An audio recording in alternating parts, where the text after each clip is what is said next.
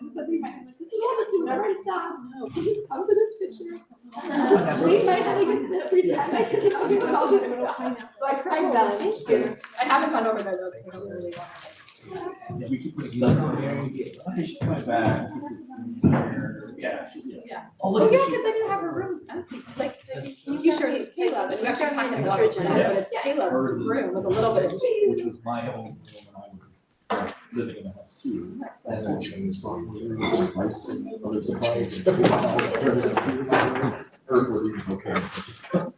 Wait, there was, oh, like, they just used you as a story.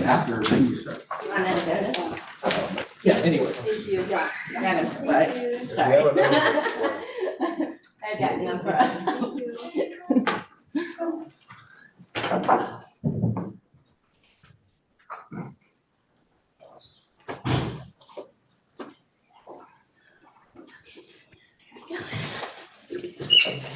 Thanks. Okay, it's 6 o'clock. We gotta really. Hi, everyone. It is 6 p.m. and I'm calling to order this regular board meeting of the Sunnyvale School District Board of Education. Please note that while this meeting is being broadcast and a recording is being made at the direction of the board, and the recording may capture sounds of those attending the meeting. I'd like to do the announcement about, I guess we can do it now. About translation. We're doing it right away. Okay, I'd like to invite our translator to please give instructions about utilizing the language translation feature. Yes, good evening, everyone. Buenas noches a todos. Se utilizará la función de interpretación de Zoom para soporte en inglés y español. Todos los participantes de esta llamada deben seleccionar su idioma de preferencia haciendo clic en el idioma correspondiente cuando el anfitrión active la función de interpretación. Dicha función se encuentra en el panel de herramientas en el icono del globo terráqueo. El modo de interpretación para esta reunión será el simultáneo. Gracias por su atención y colaboración. Thank you. I see that all board members are present, so now we're on to item 3, approval of the agenda. If there's any member of the public present online who would like to speak on this item, which is solely about the approval of the agenda, please use the raised hand feature. Okay, not seeing any, board, can we have a motion to approve the agenda? I move approval of tonight's agenda as listed. Okay, is there a second? A second. Thank you. Any discussion? All those in favor, please say aye. Aye. Chair votes aye, and the motion passes. Item 3 is public comments on closed session items. Tonight's topic is, it is not that. It's item 4 technically. Oh, right, okay, sorry. All right, can I borrow this? Thank you. All right, tonight's topic is conference with legal counsel, existing or anticipated litigation, Government Code Section 54956.9, Subdivision A, DC versus Sunnyvale School District. We're convening to closed session at 6:04. Thank you. We should be back in by 6:30. Thanks. Yeah. Did you ask for comments in closed session? Did I not ask for comments on closed session? I just did it for the agenda. I think you had started and then you Oh. didn't actually do that. Because I messed up on my paper. Okay. Isabel caught it for us. Oh, thanks, Isabel. Thank you. Okay, are there any comments on closed session? Okay, seeing none, let's convene to closed session at 6:05 and we will still be back at 6:30. Thank you, trustee Hubis Flowers. She got distracted by the number three, their phone. Yeah, I got confused. Okay. Did you send me extra pens? No, I got it. Okay, thank you. Does anybody want these sauces before I throw them away? No, thanks. Hey, Arthur. Hey, how's it going? Okay, it's going. How's it going for you? Likewise. It's going. That's right.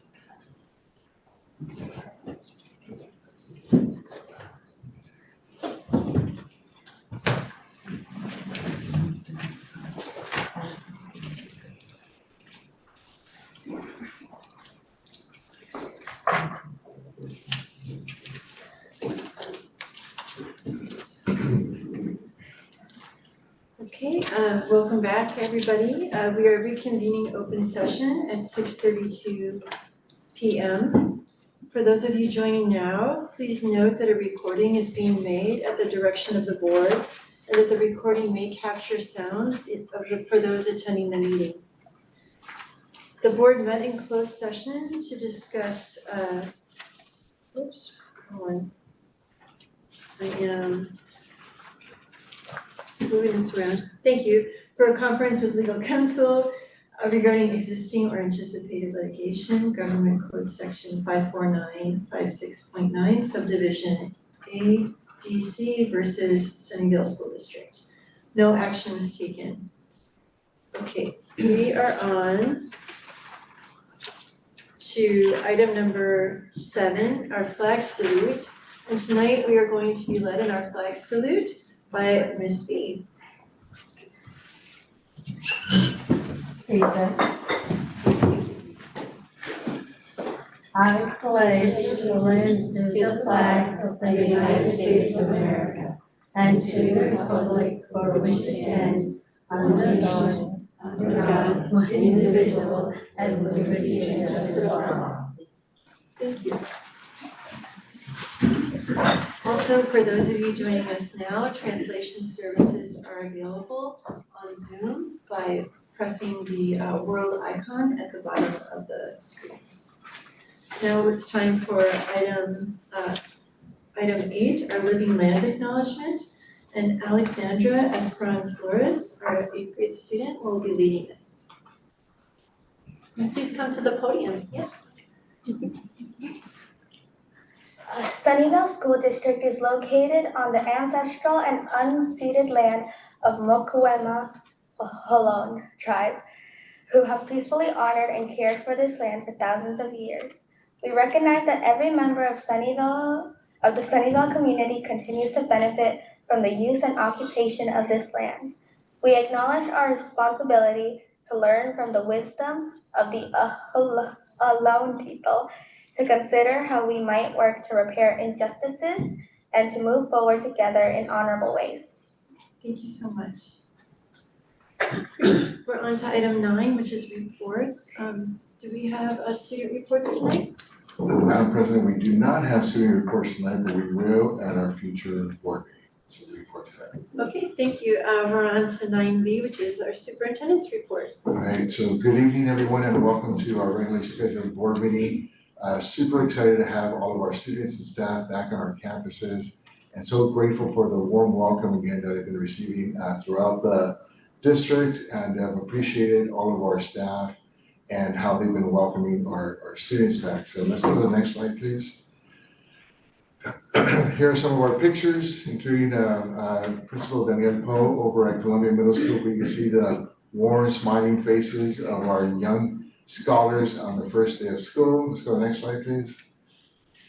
One of the things that I want to highlight in tonight's agenda is a resolution regarding safeguarding all of our students.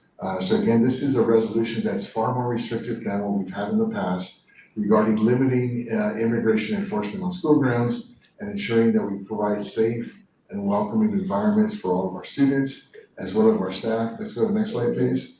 Just some of the key points or bullets from this potential policy related to our policy is again that all students are guaranteed equal rights and opportunities regardless of their immigration status, making sure that we train our staff appropriately regarding any requests, including from law enforcement. Let's go to the next slide, please. And then additionally, ensuring that everyone knows that our schools are considered safe havens for our students and families, and that the district will not assist with any immigration enforcement at any of our school sites. Additionally, the recommended change here is that any access must be deferred over to the superintendent's office. And again, here as a district, we do not maintain nor we disclose any personal student information to anyone. Let's go next slide. And then again, making sure that we're supporting and safeguarding all of our students. Again, just some of the commitments that we have here. Again, we've seen some very disturbing intimidation and fear tactics being employed through other parts of the country, including here in California. And thanks to our board, this is a conversation they had at a previous governance meeting, is they want to be proactive, be ready, make sure that we're communicating with our staff as well as our parents. We are partnering with other agencies in the Santa Clara County to provide workshops and to continue building capacity here within the community. So just wanted to include that information. Let's go to the next slide. And then, the start of the school year again has been amazing, and I'm so happy to be here in Sunnyvale School District. I do want to defer to our Assistant Superintendent of Human Resources, Mr. Nishihara, to just give us an update in terms of where we're at, because starting the school year and making sure that everyone's in place is always a little tricky and a bit of a challenge. And so, Mr. Nishihara. Thank you, Superintendent. Yes, so just at day 13 of the school year, was happy to report that on day 1, we had all certificated hires in place, and we had 19 teachers join us this year. 1 intern, 6 temporary teachers, and 12 probationary. Another way to look at it, of those 19, we had 8 special education teachers, including a deaf and hard of hearing, and 2 SLPs, speech language pathologists. We will use full terms here to make sure everyone understands what I am talking about. 10 gen ed teachers, including 2 music and 1 Spanish, as well as the expansion of our couple of teachers expanding their TK, transitional kindergarten program. I'm hanging in there. And then a teacher on special assignments to support the district operations with math. 13 classified new hires as of this report. The classified hiring is kind of more of an ongoing thing as in our previous reports. But to complement the growth of the TK program, 2 learning paras, 1 food service 2 workers, 3 mental health and wellness associates to support our students. That one is offsetting additional contracts and use. Replacing 2 valuable school admin 1s in the front office, and then 4 special ed paras and 1 behavior tech. So that our HR department has been chugging away and supporting our school sites and making sure we have enough staff to maintain our operations. Thank you, Mr. Nishihara. And again, thank you to all of our teachers, our certificate employees, all of our CSCA reps, and members who have done an amazing job again welcoming back and making sure that our schools are ready to welcome back our students and staff. And at this point, we have a recognition tonight. So I'm gonna ask Ms. Chu to come forward to the podium to lead us in this presentation. Good evening, Superintendent Crosthwaite, Board President Watson, board members, Sunnyvale students, staff, community members. My name is Chin Chin Chu. I'm the Behavior Intervention Services Coordinator here in the district, and I'm here tonight to recognize some of our students and staff who participated in the Peer Connections program this past summer and in the past 2 summers previous to that. A little brief description of the program. It's a summer program supporting inclusion through relationships. It pairs rising 7th and 8th grade students with preschool and elementary age buddies in special day classes. In the program, students spend time learning about special education and inclusion. They spend time engaging with their assigned buddies, and they spend time also reflecting with their peers in the same program. And it's really wonderful to see the relationships grow throughout the summer, the smiles and the joy on the faces of the students when they see their mentors, and a growing sense of understanding about inclusion and special needs that the mentors gain. So I am so happy to be here to honor them tonight. So at this time, I would like to invite Superintendent Crosthwaite and Board President Watson to join me here. Okay. And how we'll do this is when I call your name, I'm asking that you please come up. I will give you your certificate, and please come and gain some acknowledgement from our superintendent and our board president. After that, please come and stand to the side as we acknowledge the rest of your peers and co-mentors. At the end, we'll take a group photo together. Okay? All right. On to the next slide, please. All right. So first, we're going to start with our mentors. Kahina Boali.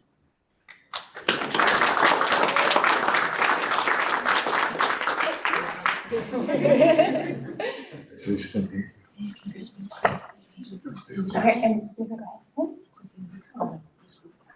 you want me to do this? You can do it quick, yeah. Yeah, go back. All right, Kahina.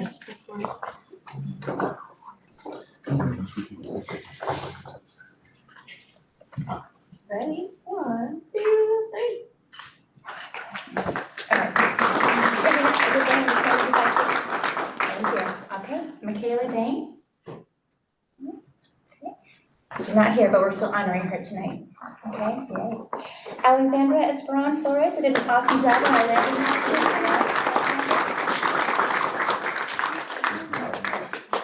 Thank you. Stand right here, we can take a little picture.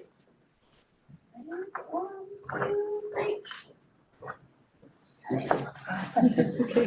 All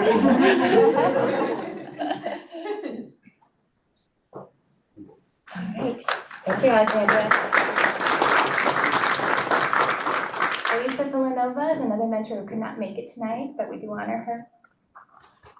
Let's give her a hand. Catherine Gonzalez.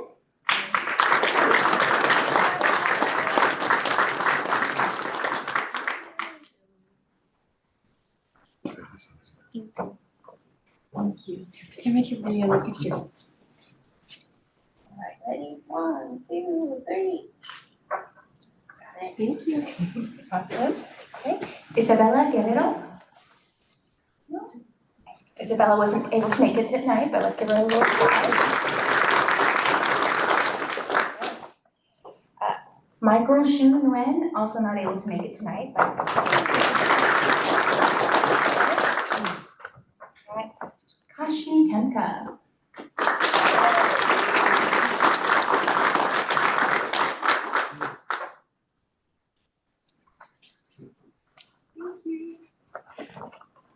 Ready? 1, 2, 3. It's working well. Thank you. Awesome. Thank you, Kashi. Next we have Myla Menundo.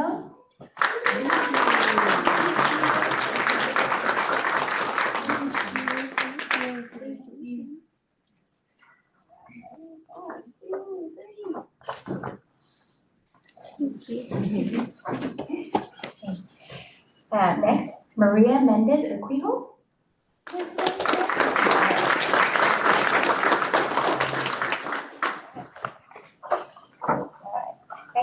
Jacqueline, I hear you going, Jackie, Ceguera Mota.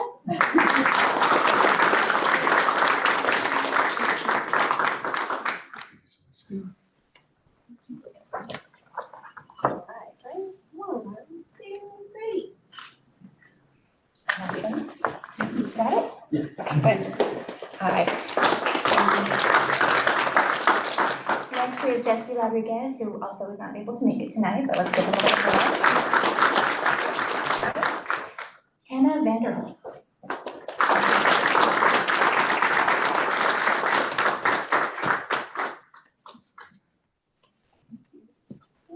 One, two, three.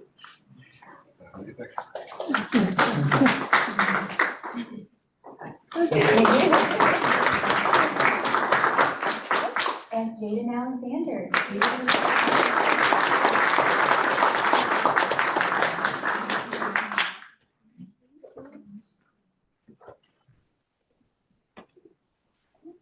One, two, three. Got it. Awesome. Thank you for your mentors for choosing to take 4 weeks out of your summer to be mentors to our SBC buddies, special day class buddies. And then we also want to honor the mentors for our mentors. So Janine Choi, she led our program for the first time.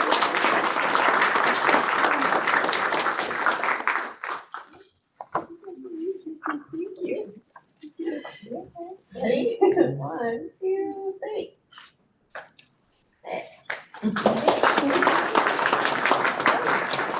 Madam Nirmala Venkatapura, Miss V.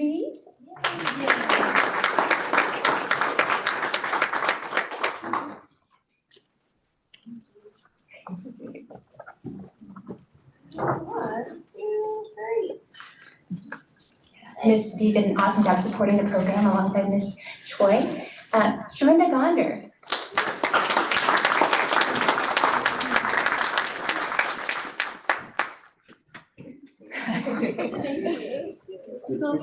Oh, sorry, I forgot. Sorry. You didn't tell me you were wearing a dress. Have to go anyway. 1, 2, 3. Let's do a group picture. Yes.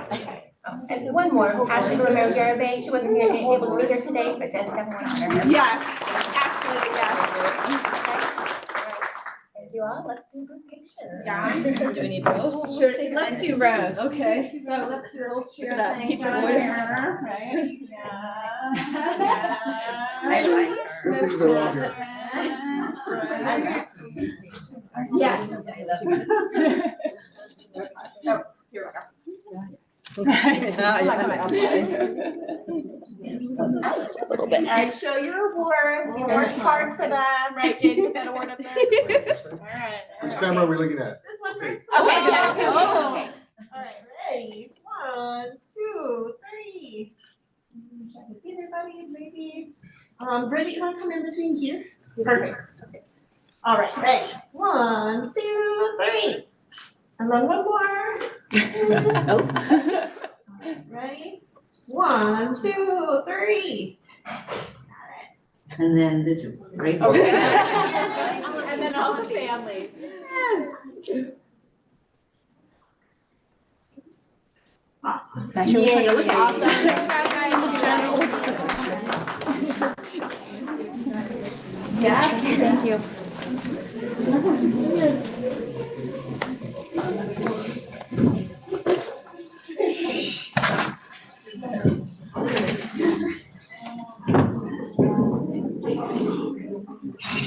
And Madam President, that concludes my report. Thank you so much. Do we have a moment to make a comment about Peer Connect? Okay, so, hi, so for Peer Connections, before you go, I just, is this on really? Okay, I think it is on. So before Peer Connections, before you all go, I just wanna thank you again, like, not just on behalf of the district and the board, but also just me personally. I have a child with special needs who's now an young adult. And all the people that help along the way make a huge difference. So I just, when this program started 3 years ago, I was just so impressed, and every year it gets better and better. It's just profoundly impactful for the families as well as the students you work for. So, I'm sorry, I'm emotional. I was not expecting this. But also I wanted to say, that I really think that I would really recommend that the district put this program up for the Hoffman Awards this year, which is a countywide recognition. You need 3 years of data to do it. And I think that you have the documentation of the work that you're doing, the student feedback and the impact. And I would also like to encourage the district to take a look at our late start programs for middle schoolers or the clubs that we have going on regularly and seeing if we could, do anything during the school year to encourage some of these connections to happen during the school year. But even if it's, thank you, I got some tissue coming. Yeah, thank you so much. We'll just have this up here for the whole board meeting. But really, I just really appreciate the peer connections. And for those of you who've come back more than 1 year, or would consider coming back next year, even if you're going to high school, we just really appreciate, the connections that you make. So anyway, just thank you very much. Anyone else want to say anything or? That's great. Done enough crying, okay. All right, thank you so much for coming in. We're gonna continue with the rest of the reports. So we won't be sad or shy if you leave, but you're welcome to stay. Thank you. Thank you.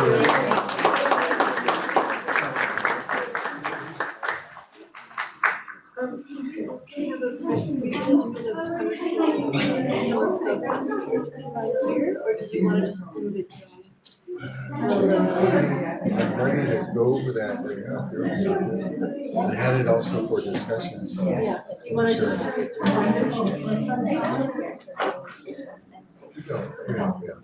Yeah. Okay, so why don't we begin with the board members' reports? We can start with trustee Corvetta. Do you want to start and just talk a little bit about what you've been doing around the school district? Thanks again, Charlie. Did you have a question? Are we still doing summer programs? Go ahead. Yeah, so we do have summer programs and we're gonna do the presentation, if it's okay, with the discussion after the consent agenda. Sure.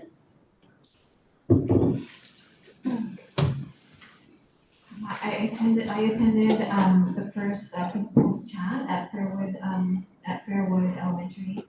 And there's a lot of new parents that came in and old parents. That was nice to have the principal just telling everyone about the school and how they could become involved, with their children's classrooms and in the school itself. And today I attended the funeral for one of our Fairwood parents.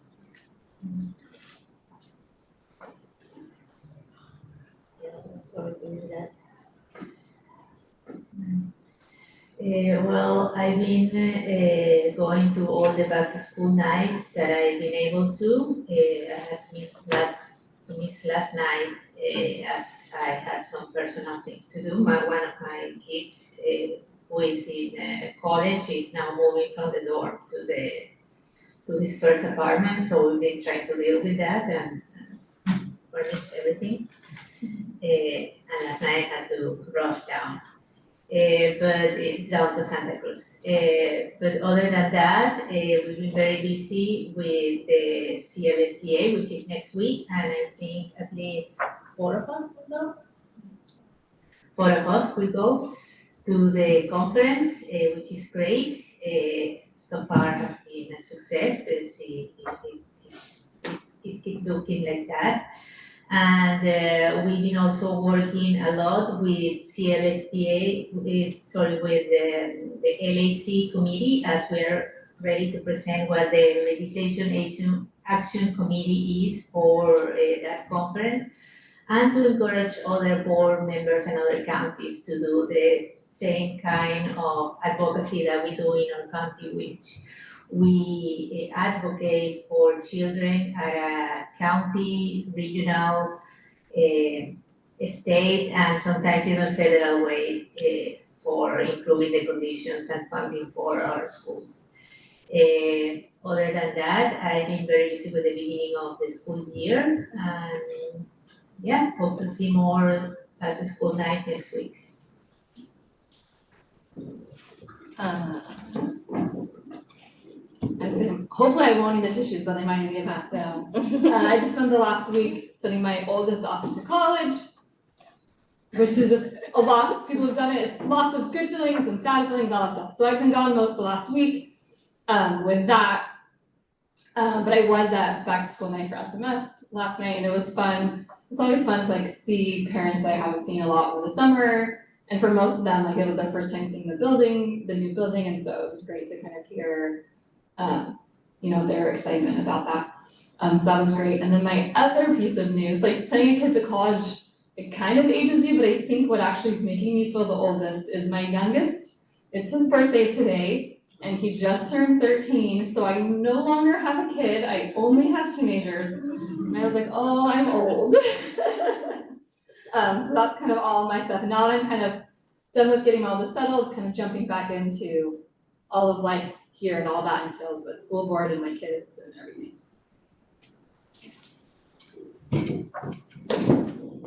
Okay, so hello. This month I've had the pleasure of visiting almost every school site with Dr. Crossway and a bunch of the back to school nights, including for my own kids at Bishop. It's been really exciting to see the community's response to him specifically. He's like a rock star kind of like people come up, I know who you are. And I feel just a general sense of hope and optimism within the district when I talk to other parents, when I talk to teachers, staff, I think there's just a lot of very positive energy. And for me, I've enjoyed just kind of getting to understand your vision and philosophy and approach to education, and it just reaffirms to me our decision and that it was so well informed by the community with almost 1,000 survey responses. I do think that we did a very good job in hiring what was desired for our community to move forward. I've had the pleasure of also just watching you present in various arenas like the Immigrant Protection Empowerment Network, school leaders, and you're on like a Why World Languages Matter digital webinar, as well as the Know Your Rights, the information session that you coordinated that we put on with Dr. Wahab. And I have to say that I feel a lot of pride in Sunnyvale for us to kind of be at the forefront and to be leading the way in this. And that feels really great for me too. So it's been really great. It made me remember what back to school feels like, and I really enjoy being in the classrooms with the students. And I miss that in my own way for like when I was a teacher, but now I feel like I get to live that in a different kind of way that's also meaningful. So, thank you. I sent in the things for the minutes. Thank you. I also have a bunch of activities that I will send in for the minutes. I also wanted to highlight going to the first week back to school visits, and I'm looking forward to more classroom visits with Dr. Crosswade and other trustees, and all the back to school nights. Just people were really excited about like the promise of the year ahead. So I'm gonna just send in all of my things, but it was really great to be able to have the back to school nights scheduled in such a way that we could go to multiple back to school nights. So I really appreciate the district. I know they didn't just do it for us, but I think it was really important for everyone to see Dr. Crosswade there. And when you have 3 in one night, you're really booking to go to all of them, right? So anyway, I really appreciated being able to do that, and I think I'm just missing. I haven't been to Bishop, but I think I've been to pretty much all of them so far this year. Anyway, we are on to item 9D, the Sunnyvale Education Association. Is there anyone online who's here to speak? Or please, if you're here and you're an official designee, please use the raised hand feature now. Okay, Seeing none, how about item 9E, which is the California School Employees Association? If there's an official representative, please use the raised hand feature now. Okay, seeing none, it's item 9E, which is, 9F, which is the Sunnyvale Education Foundation. There is a member online, so can you just please state your name, and you're welcome to speak for 3 minutes. It's Courtney Jansen. Thank you. Good evening, everyone. Apologies, I couldn't be there in person, but I'm glad to be able to join you over in Zoom. My name is Courtney Jansen, and tonight I am speaking in my capacity as the programs chair and the San Miguel Elementary site representative of the Sunnyvale Education Foundation. So I know you guys have had some meetings, but welcome to the school year. It was great listening to all your comments. And I just wanted to share a couple things that SEF, the Sunnyvale Education Foundation, has been working on and is going to be coming up. So first, a very big one, as you hopefully know, every year SEF does school grants for each of the 10 schools in the district. This year we have $107,500 dedicated to this program, spread across all of the schools in the district. We have emailed principals, but as you're talking to folks, please help us remind them. Applications are due on October 15th, and eligible topics include after-school enrichment, arts and music, justice, equity, diversity, and inclusion, learning experiences like field trips and assemblies, outdoor classroom or garden space and activities, STEM, and whole child wellness activities. So we are very excited to bring this support to our schools and looking forward. We've got 2 applications already. We're looking forward to seeing many more from the rest of the schools in the next 6 weeks. The second thing that some of you may know about, hopefully, because we did this at the end of last school year. So we have our shared space at the district office. Thank you for that. And we are really excited to say that we have a sensory tent available. Geeta Golakata has been working on this very diligently. She has put together an amazing set of various supplies and things for any of the schools to use. She's working through how to check it out for different schools, but we're really excited for that to be the first of hopefully many wonderful things that we can provide the district that schools can use without having to buy in their own capacity. And then coming up, we have our special projects again. We have almost $50,000 for that. And we have begun the process of identifying what special projects we want to support this year. And thank you in advance to people in the district for answering our questions and sharing information to help us make that determination. We will be bugging you shortly about a roundtable that we would like to do soon in the fall. And then just a general, we're all very excited and looking forward to a wonderful, successful partnership this year. So thank you for your time and thank you for everything you do for your students. And we're looking forward to everything that's coming up in the next several months. Thank you, Ms. Jansen. All right, we are on to item 10, which is governing board items. And Dr. Crossway, normally we do the public comments on non-agendized items first, but for this one, I'm guessing we still have public comment on this item. Okay, so if there's any member of this, the topic for this item 10 is the approval of resolution 2606 in the matter of limiting immigration enforcement on school grounds and safeguarding all students. Dr. Crossway.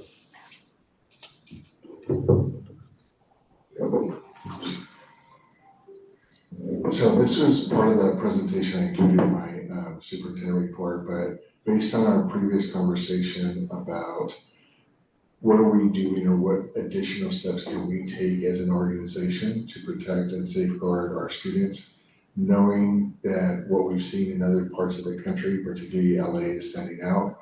And let's not wait, let's be proactive and let's reassure our community that we will do whatever we can to safeguard them, and at the same time build capacities throughout the organization and revisit our protocols so that they're clear across the organization. And ultimately, some of the language that's incorporated in the resolution is based on the language from AB 489 from Mayor Sushi's office with a lot of other elected officials that really tightens up the protections of school districts and making sure that even if ICE or Homeland Security come knocking on our doors saying that it's an emergency, that they know that it's not appropriate and they need to come back here. And it allows our principals to focus on creating warm, welcoming environments as opposed to dealing with this other distractions, and also helps us make sure that we do not have ICE or Homeland Security presence in front of our schools, even though they do not have access to campuses. Thank you. If there's any member of the public, either here or online, who wishes to speak on this item, if you're here in the room, you can fill out a blue card. We are currently on, as I said, item 10A, the approval of our resolution. So if you'd like to speak on that, please fill out the blue card in the room. If you're online, please use the raised hand feature. We do have one blue card already on this item. Is there anyone online? Why don't we start with the online? Is this about this one? Yeah. Okay, so we'll start with online and let everyone get settled. Go ahead. Courtney Jansen? Okay, Ms. Jansen, you're welcome to have 3 minutes. Will we be able to put a timer up, excuse me, before she begins? Yes. Okay, thank you. So, Courtney, just, Ms. Jansen, as soon as we put the timer up, we can end. Sure. Okay, I will keep this short. This time I'm speaking in my own capacity, not on behalf of the Ed Foundation. Still Courtney Jansen, San Miguel parent. But I just wanted to say thank you for bringing this resolution to the board and leading really the whole community, not just Sunnyvale, but even beyond Sunnyvale, in this effort to protect our students and to make sure that students are able to have a safe, welcoming experience in our schools. My kids are not immigrants, but they have many friends who are or come from immigrant families. And as I see what happens at the federal level every day to these communities, it just breaks my heart. And so I'm very thankful for the district for being proactive and saying that what's happening at the federal level is unacceptable and doing everything in your power to protect these students. So that's it. I fully support this. Thank you very much. Thank you, Ms. Jansen. Next up, we have Ms. Heather Burns.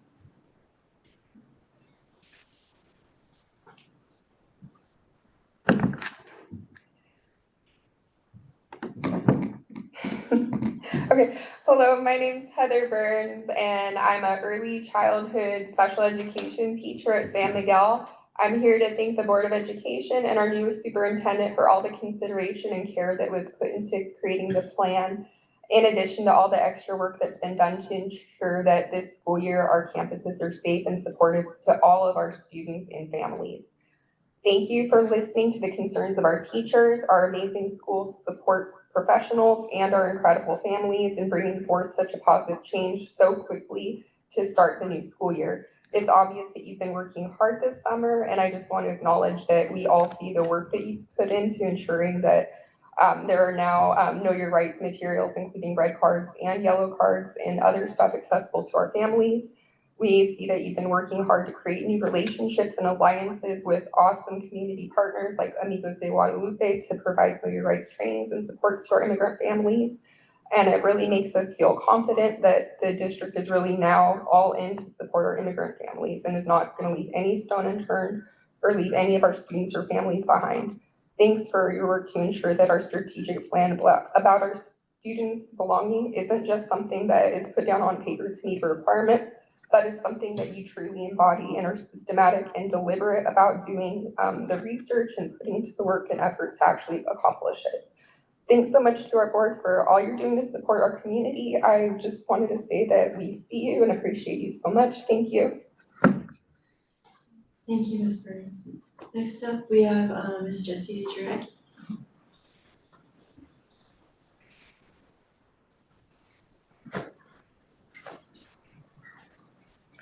Thank you so much. I'm Jessie Jarecki, and I'm taller than her.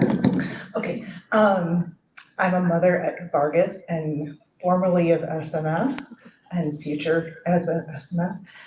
Anyway, I want to say thank you so much for putting this together. It's something that makes me very proud of our school district. And the only note I have is when I read through it that I did not immediately see what would happen if the superintendent is in some way incapacitated. And so I just wanted to mention that as a way to, it may not be part of the resolution, it may need to be in the background, how you deal with an acting superintendent, but I just wanted to flag that for everyone's consideration. Thank you so much. Thank you.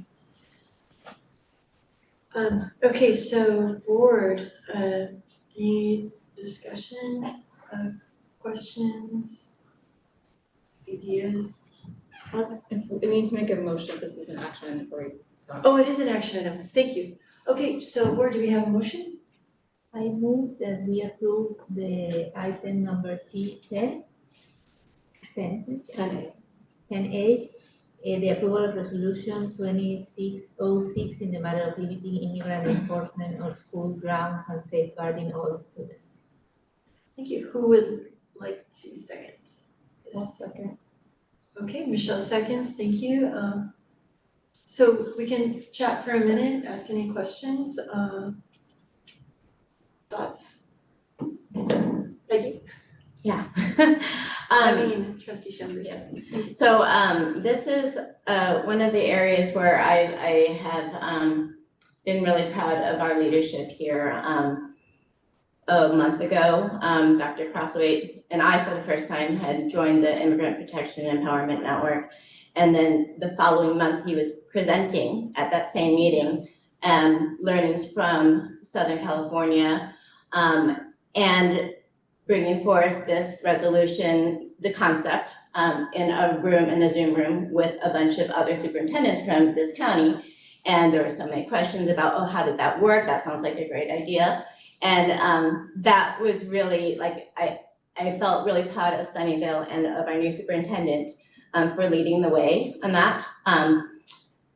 When you spoke at the WAHAB Know Your Rights seminar, there was this one phrase that you said that I jotted down. It's like, and you said, we'll be working with the community in solidarity. And that was like, I gotta write that down because it's just, it's so meaningful and we appreciate this. And this is what, I feel like, especially in this time when there's so much uncertainty and terror, frankly, to come forward in that solidarity and in the inclusiveness in support of our families is critical. Thank you. Michelle? I'll just echo, right, that this is great.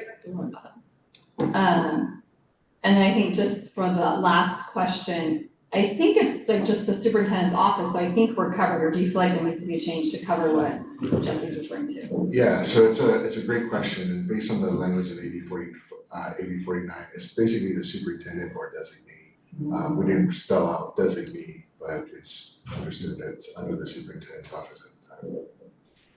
Can you explain a little why this is helpful to move to the superintendent's office? Yeah, so by moving this over to the superintendent's office, it takes off any responsibility from the school sites, including from our principals, assistant principals, or whoever may be in charge at the school site at the time, but also from our front office staff, because oftentimes they're the ones who are going to be first interacting with anyone who comes into our schools.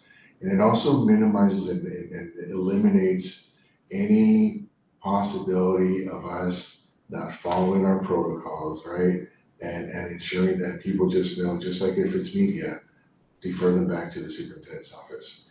And again, even if we're not allowing them on campuses, what we want to do is eliminate their presence, because from what we saw the first week of school in LUSD, ICE had a presence in front of schools, and they even picked up a 15-year-old boy who was waiting in the car while his parents registered him for school. And so again, very concerning, very disturbing. And we want to make sure that we do everything we can to not have any presence anywhere near our schools as well. Anyone else? No, just thank you for thank you for furthering all the information and making it more clear than anything that we had before. Yeah, thank you for taking this thing into matter of working with it.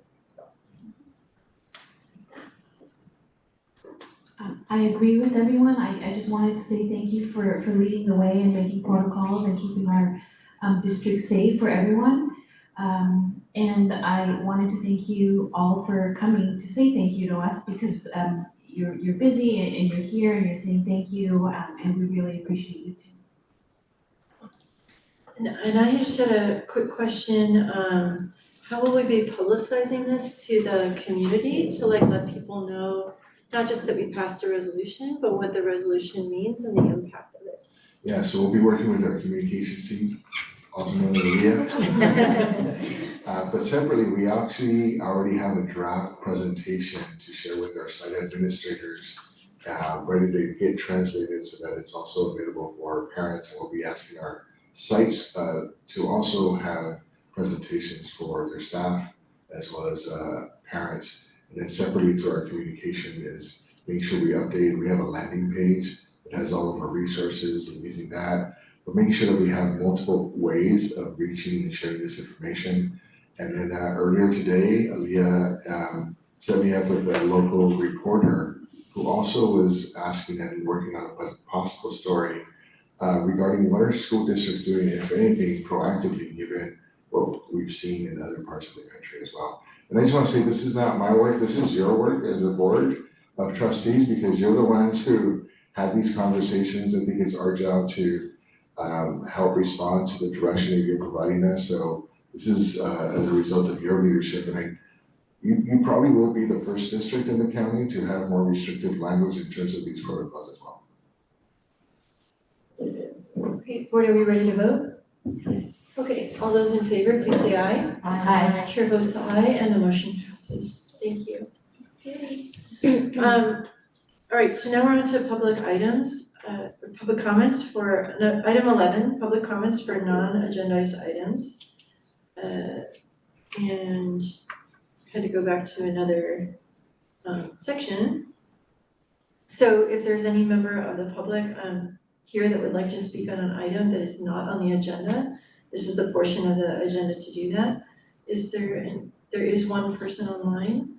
If there's any member here who would like to speak about something that is not agendized, please use the blue card. We can go ahead and start with someone online. Please identify yourself and your affiliation. It's Ira Golokota. Okay, thank you. Hello, Dr. Crossway and respected board members. I wanted to give a shout out to the district on a special item that makes my mother heart very happy.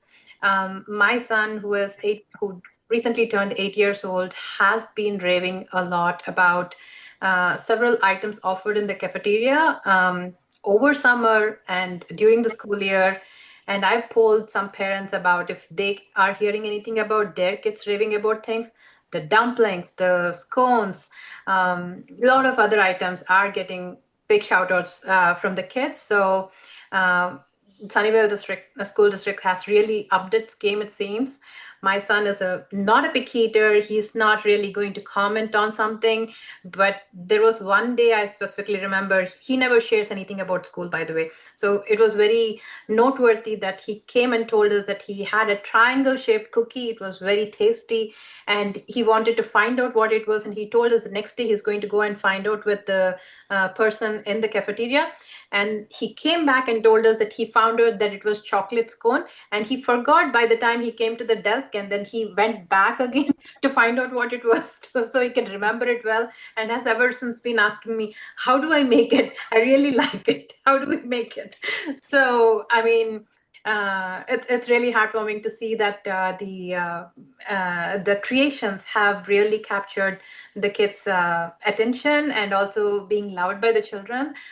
Great way to increase the nutrition content of their food. I know a lot of changes were initiated over the previous year, and probably they are taking shape. I don't get to know all the time, but I did hear him one other time over summer where he was raving about the school food to some of his friends that don't belong to this district, that my school prepares the best spaghetti ever and my school prepares the best pasta ever, kind of thing. So I just wanted to let Dr. Crossway know, and please convey this message to the nutrition team that the food is being really appreciated. Thank you so much. Thank you. Thank you. Okay, We're on into item 12, which is the consent agenda. For item 12, any item on the consent agenda is subject to review and discussion prior to being approved by the board. If necessary, any items may be removed for separate action. The public may address the board regarding any items on the consent agenda. Is there any member of the public present who wishes to make a comment on the consent agenda or pull an item from the consent agenda to discuss or comment on it, or to have a separate consideration vote? If you're online, you can use the raise hand feature. Okay, seeing none. Board, just to let you know that I am proposing to pull items D, which is the iReady agreement and with Curriculum Associates, the decision and process.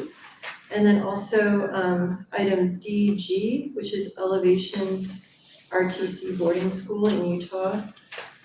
So I don't know, I would make a motion. I would personally like to make a motion. Are there any other items? I'd like to also pull DI, approval of contract for Santa Clara County Office of Education. D, I'm sorry. So it's 12 DI. DI. Okay, so is there anything else? So, all right, so I would make a motion to approve the consent agenda without item DD, DG, or DI. Do I have a second? I'll second. Thanks. Okay, all those in favor of passing the items without those three items? Passing the consent agenda without those three items? Please say aye. Aye. Chair votes aye, and those pass. So let's take them up one at a time. We can go in order. I'd like to discuss under teaching and learning of the consent agenda, item DD, iReady agreement with Curriculum Associates, and really specifically talk about the decision and the process. I was reading in the description that this is for the entire school district, for all teachers and all on iReady district-wide. And so that's one thing that I was surprised by, because we had a very different conversation in our governance meeting. And so I understand that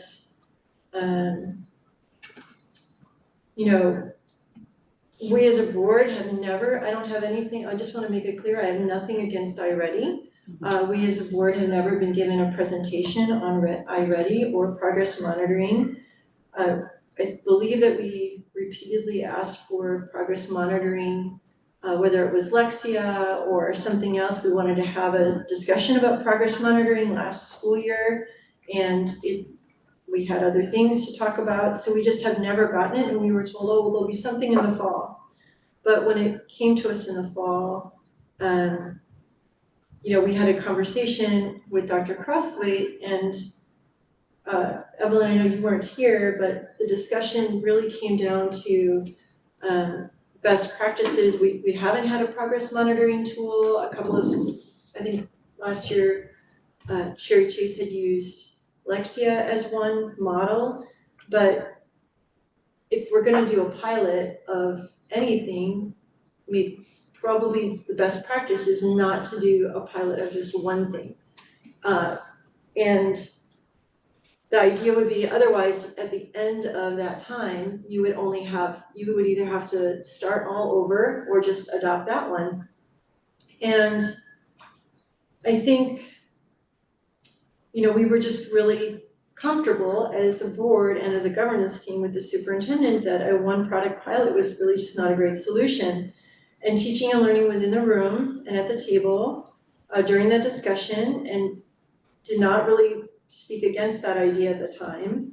But then after that meeting, teaching and learning as a group proposed that it was iReady should go district-wide. Maybe that there were pilots in addition to iReady, and that was, again, clarified that was not the plan. And, if Lexia, if part of the conversation coming back, that we've had is that Lexia might not be a great candidate because it only does language arts, maybe Star 360, or maybe there's another pilot out there that we wanna do, maybe that would be an appropriate counterpart. But I'm unconvinced that, there's nothing here to convince me that piloting just one thing is one way to go. And it really feels like this coming back to us on consent is like a fait accompli, that we are expected to approve something in a rush. And I also wanna say that I'm just not understanding why there is a contract here for, they must have scheduled this ahead of time to have a training on Tuesday for the TLD, which is apparently a 2.5-hour training. So half of the teachers at any given school may or may not attend the full training, so they would only be half prepared to do it. And if they wanted to get the full training, we would have to get a sub to allow them to be fully trained. So I think it would be an additional cost to the district. And to do that, to rush it to do it during the TLD so that it's available for the conferences, those conferences are goal setting conferences. So I'm not understanding what the rush is. And just in general, even the idea, so now it's kind of been presented that, well, 2 schools, Vargas and Cherry Chase, are gonna do Lexia, and the other schools are all gonna do iReady, which an 80-20 pilot, I'm not even sure how I don't even know if that even makes sense. But even beyond that, I really feel like this is it is a workaround, it is a workaround of something that we just discussed 2 weeks ago. I don't understand why this is just being kind of thrown at us this way. And I'm also even questioning if this, if we're really are gonna be doing an ELA and ELD pilot, and if those programs we're gonna be testing will have progress monitoring within them, why we are purchasing a district-wide progress monitoring tool for the whole district. So I at so many levels, I am frustrated with this, I don't know. Anyone else surprised that this is? I'm also, we probably want to maybe in governance later today or tomorrow talk about if we want to change our protocol, but protocol was we need to make a motion before discussion. Reminder. Okay. So, I apologize. Oh, no, you're good. I just before we do more you. discussion, right? And maybe we want to change it. I know there's different, I don't know, I know different procedures can go different ways, but that's just our current procedure. Okay, so I will move for purposes of discussion and approving the iReady. Okay. I'll second. Thanks. So I was also surprised to see this on consent after our last conversation in governance. We had talked about having at least 3 apps to pilot simultaneously, and that is not coming forth to us. Right now, we have one for the entire district. This is concerning to me because the direction at that meeting was, as I remember it, let's go forward with a few choices and be really intentional about collecting the data, about allowing collaboration between school sites with each of them, and then comparing them in a meaningful way. And something that I had asked and said a few times during that meeting was, I want to know how decisions are being made. Can we have some data, have some information as to why this is the proposal that is being made? And I don't see that. I see the details of the contract, but I don't see why this versus anything else. I'm again not for or against iReady. I'm just concerned about this process and getting to this point where we are asking to approve for the entire district, when in fact we had a conversation that was not that. So yeah, I also have a lot of concerns about this. Yeah, I thought it was like a backup for in between what we choose and do the.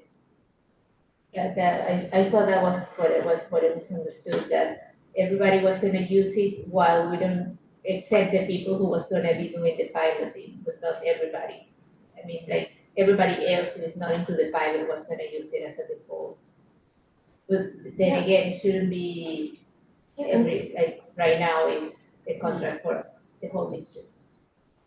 Yeah, and we had talked about the pilot being really expanded and opened up, right? And that there would be progress monitoring that. You know, Trustee Hubis Leverage brings up a great point, because if we are really cracking open and widening the pilot, and the pilot has progress monitoring in it, the idea was that they would be using that tool. That's sort of how I remember that conversation as well. And so I think I looked at this and I just, you know, I just really didn't understand how we had gotten from our conversation 2 weeks ago in the room, right, to this. And I understand it was on consent before, so if we said put it back on the, which was a problem a couple, you know, weeks ago, I mean, like a month ago, and it was pulled because we had this idea that the superintendent, you know, we recommended going to a different kind of a piloting situation. And then we had the conversation.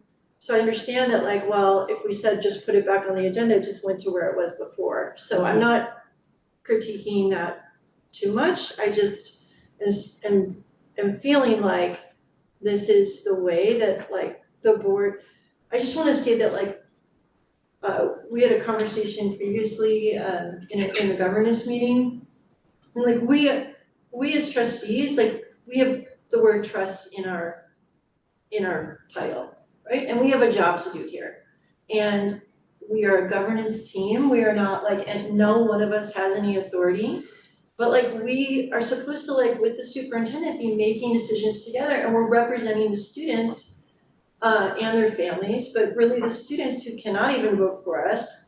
And we have this job to do to, like, make good decisions. And we're hearing that, you know, the budget is not looking great for next year. We're hearing, you know, there are, you know, the economy and, you know, property taxes and all these things, these factors we really have to consider for operations.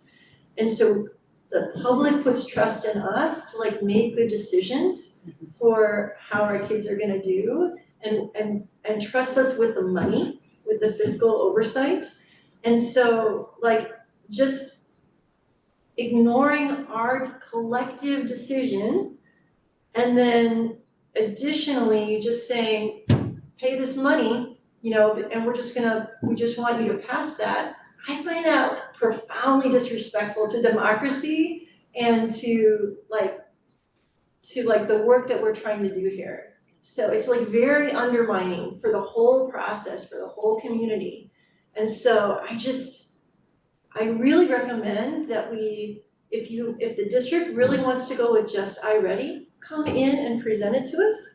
And if that's a real direction that we want to change, like, don't give us like a one decision, like, let us actually hear what the thought is and the decision is, and like, let's work on this, let's hash it out together, because obviously there's been discussions that we're not aware of. So to help me understand, so you're saying your concern is you would have liked to have seen a contract that was just for part of the schools, because if it was doing a pilot, you wouldn't be iReady across all the districts. And not only just the pilot, but also what we agreed to as a governance team was that there was also going to be not just a pilot of ELA and ELD, but there was going to be a pilot of progress monitoring, right? I mean, am I, like, remembering this correctly?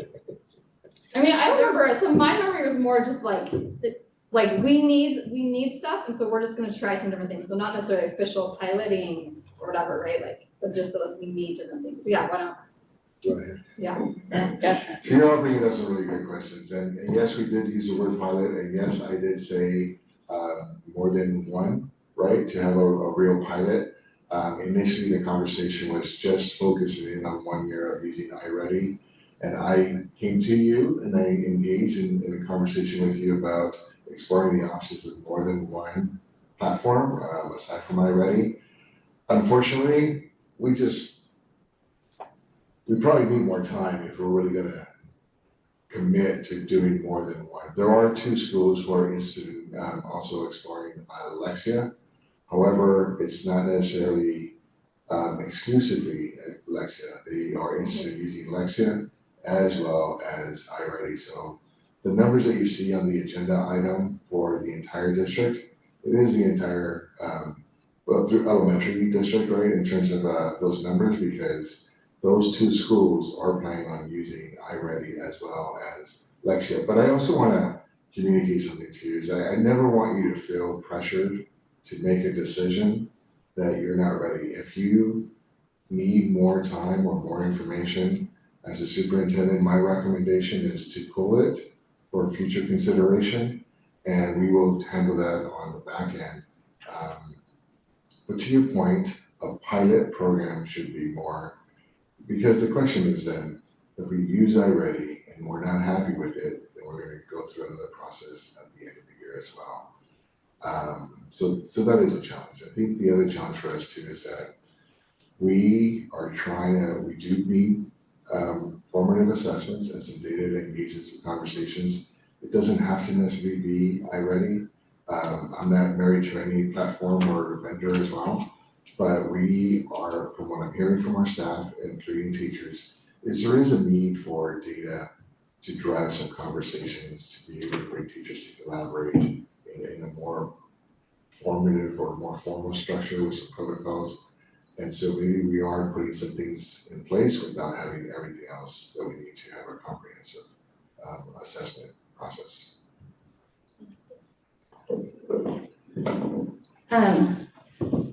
So as I understand it, many school sites have not had something that either to use for formative assessments throughout the school year so as to guide instruction and adjust based on needs, nor had platforms that students could use that was differentiated to their needs while teachers worked with other students. That has been a need that's been called for and for multiple years, as far as I was an observer at that point.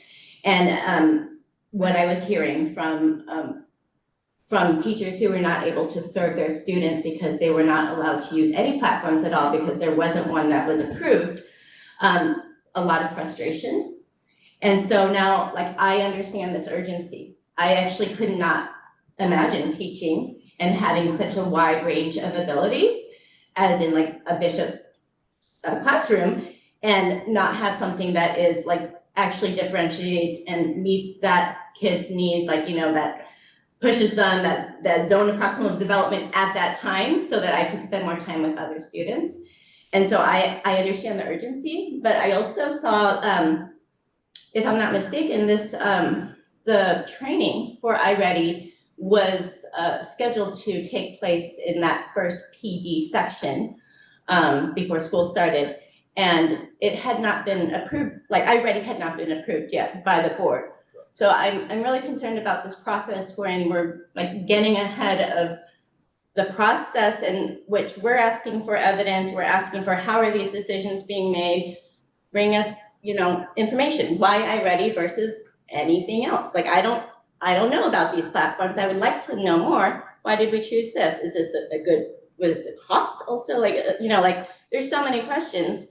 So I'm really concerned that the timing, about that PD then needing to be canceled, and then hearing from many school sites that was just a little bit of a like, okay, what do we do? And some school sites still had very robust PD, and some was just like, ooh, that was a really big waste of time. I'm hearing from a lot of other teachers. So I'm just disappointed that it feels like a poor use of our time and money and process, and lacking transparency. And again, underscoring how concerned I am that this came back on consent without the information that we've been asking for.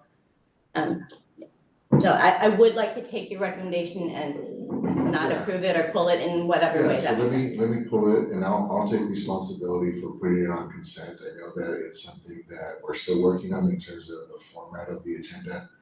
But ultimately, my goal is to continue working with you in collaboration to that we have improved transparency. And not only for you, but for the public as well, right? And so this is a great conversation that I appreciate the feedback. And you know, for me, what I can tell you is that we'll continue working as a team to improve our agenda. And your point about having us plan things ahead without your approval is well taken. And we will continue working on that as well to make sure that anything we do has your endorsement and support before we move forward. If there are any exceptions, I'll make sure that to bring them to your attention and let you know that it's an urgent need because of a kid or something of that matter, right? But to your point, it's a significant contract. It's a big commitment, and you as a board are not here to rubber stamp. You're here and you're committed, and you're asking some good questions. So I appreciate that feedback as well. So my recommendation at this point, based on the feedback that I received, is to allow me to pull this from the agenda without you considering it further. Okay, do we need to vote on that? Or just allow you to do that? I'll I just pull wanna it. make one Yeah, more just comment. table it. He's tabling it, yeah. There's one more comment that I want to make in the context of us being trustees and entrusted with, the public's, what we all want as a community for the district to provide. And I'm concerned about the narrative or the optics of, the board didn't want to approve this. And I do hear at school sites, teachers say, well, the board doesn't care about us, or they're blocking us and not able to make progress here. And that's a concern to me in terms of the trust that we have, that we as elected officials have for the community. So that's something that I'd also like to just bring to awareness here. And even if we would have approved this tonight, I think that we would still get blowback because they would say, well, why did you do it now instead of doing it the first week of school, or it's really a no-win situation for us when it kind of comes out of order, Yeah. So thank you for that. Okay, so could I get a motion to approve item G? Well, it's like DG, 12DG, which is elevations RTC okay, I will approve for the purposes of I will move to approve for the purposes of discussion. Could I get a second? A second. So my question on this one is, because there wasn't any information in here. We did some calling and checking, we received a little bit of information that had to do with this contract. Elevations RTC is a boarding school in Utah. I Googled them, and I understand that this was a student who was promoted out of 8th grade from us, and so they're no longer in our district. And we paid when we signed our contract through the 30th of June. So from July 1st, and they're going into the high school district next. I don't personally want to stick the family for $46,000, but I don't know that we necessarily need to pay for it. So I would just like to, before we pay this check, because now I believe they're a high school district student, I would ask that the district would check or confirm that it's in the student's IEP, or there's some checking of who's actually responsible for this bill for a month and a half of $46,000. Yeah, it's a great question, and we can definitely verify that information and get back to you and bring it back based on that information if necessary at the September 18th board meeting. I want to acknowledge that how much more information there is now for all the contracts and the way that they are broken out, and having attachments for all of them that give additional details, and sometimes the contract itself, which is fantastic. the reason I wanted to pull this as well was just because there wasn't an attachment there and it was very vague. And I wanted more information about that. And I wanted to know, is there kind of any timing or urgency in terms of like now versus September 18th, as far as you know? Initially, my thought was, I don't wanna, impact the student as well, but the services have been rendered. The student, from my understanding, is still at the residential treatment center. So it shouldn't impact their services, and 2 weeks won't be detrimental to anyone, so. Okay, so you're tabling that as well. I will move to approve DI, is that it? For 12DI for yeah, I'll move to approve that, so for the purposes of I'll second. comments on it. I didn't feel like I had enough information on this, and I do see financial impact 0. It says MOU in support of the Lakewood Wellness Center to align with student behavioral health. Again, this was the only other consent agenda item that did not have an attachment, and so just pulling it to hear more and what. Yes, of course. And thank you for pulling it, and it's just a strong reminder for all of us that we need to do a better job of providing you and the public with more information before it gets to you, and so that you can make an informed decision.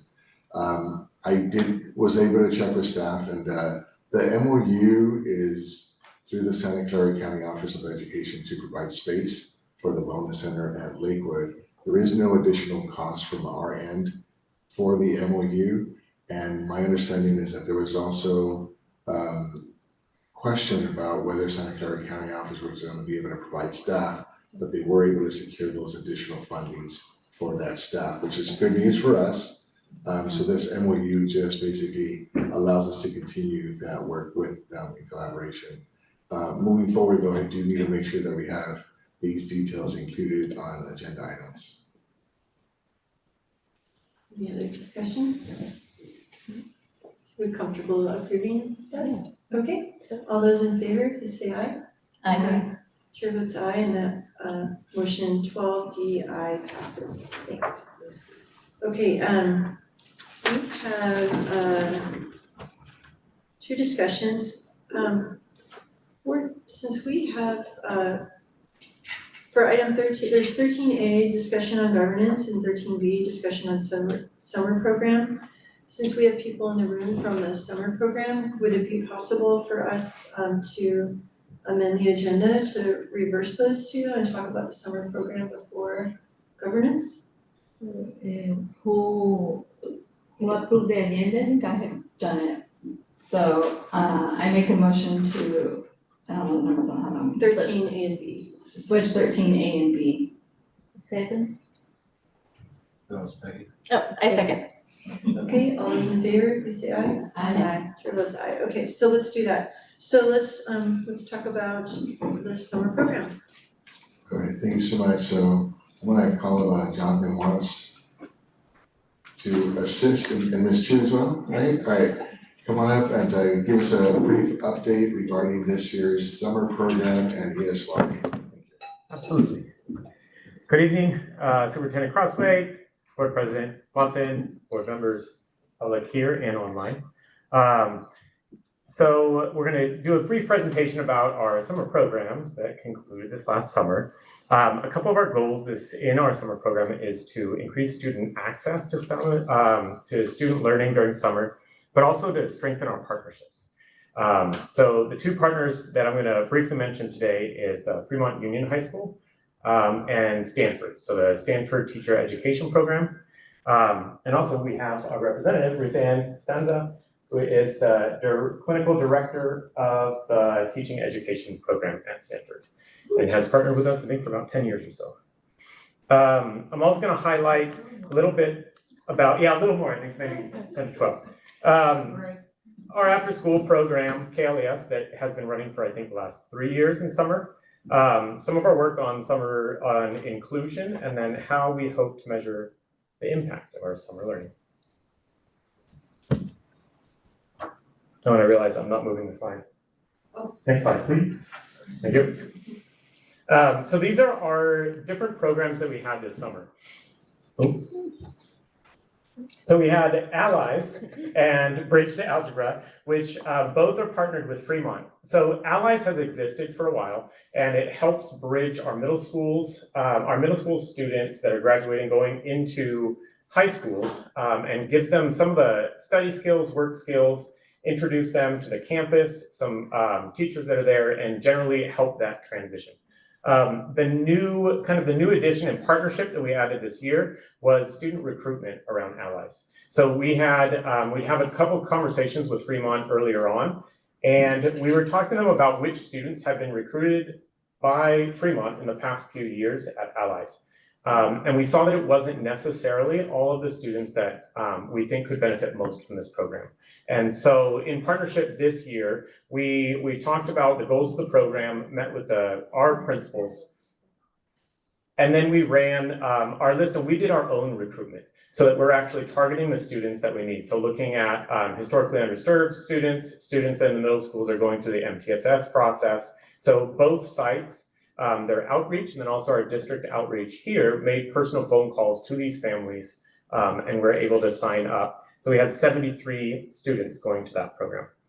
Bridge to Algebra is brand new partnership with Fremont this year. And this is really to prepare students so that they have the foundations going into algebra in high school. And the neat thing about this year was we actually had one of our teachers, Lloyd Robinson in the bottom right, co-teaching with one of theirs. That's been a request from our teachers for a while, is how can we partner with the teachers that in high school are actually teaching algebra? How can we get to know their strategies? How can we get to know the demands of high school? So that was a neat partnership there.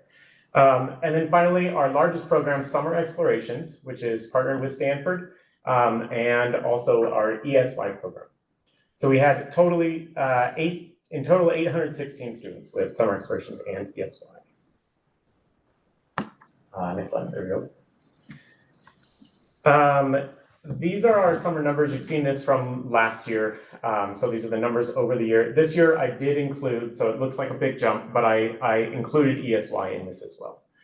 So we can see the ESY, Bridge to Algebra, and Allies in that number. And then clarification, like so yes. the students who are in the Allies program and in the Bridge to Algebra, they've exited out of our district. Yes, those were the promoting out. 8th graders, correct. Okay. Yeah. Thank you. So it's neat because we're helping a lot coming in, helping those going out. Like I like this transition of helping both ends like that. KLAS continues after school. This is I think about year 3 that we've done this. And both at the elementary and the middle school, it is still serving our students. It is a really important part of the day, and it's actually longer than summer school. So it is longer than the KLAS day, during the school year. It's a significant part of the day there. And we started this year with over 200 students at Ellis in the KLAS program, which was quite large. But it was great because we actually took every single student. We didn't have a wait list at all. And then Chin Chin is going to go up and talk a little bit about our efforts in inclusion and access this year. Good evening. Yes, so I'm going to talk a little bit, there's an echo, about how we continue to implement and improve on the various ways in which we promote inclusion and also increase access to needed supports for students who are attending summer school. So there are many examples here. We highlighted peer connections earlier, so I won't go into that. But we made an effort to really integrate our campuses, making sure that special day classes were positioned as close as possible to similar grade classrooms, gen ed classrooms, that all students on the campus, if they qualify for related services like speech or occupational therapy or behavior services, were able to access that. John mentioned KLAS just a minute ago, but one of the things I didn't mention was that we had embedded behavioral supports there too. So we had a student who required a one-on-one because she is in a special day class, she was able to partake. And so were some students with behavioral needs. They were also able to access the after school programming because of that embedded support. We also made adjustments this year to our newcomer program. So last year it was a separate standalone program where the students were kind of in their own room, but this year it became a more integrated thing. The students were assigned classrooms as part of the summer exploration program and then pulled out for the newcomer portion so they could access the overall school experience that everyone else was a part of. And then you see the other examples there, like the inclusive field trips. We had a library of visuals at Ellis that anybody could access, and we had adapted books so that when special day class students went to the library, they could access some books that they could also interact with. Slide, please. And so in terms of impact, in terms of summer explorations, there's longitudinal data where Jonathan is comparing similar cohorts of students, those who have attended summer school in the past and those who haven't. And the data has generally shown that students who have attended demonstrate less academic loss, especially in the area of math, than compared to similar demographic cohorts. For the extended school year portion, one of our main focuses is to minimize regression for our students on their IEP goals. And so every year our teachers take goal data, and this year we had 439 goals run, and the data showed that at least progress was maintained or made on at least 95% of those goals.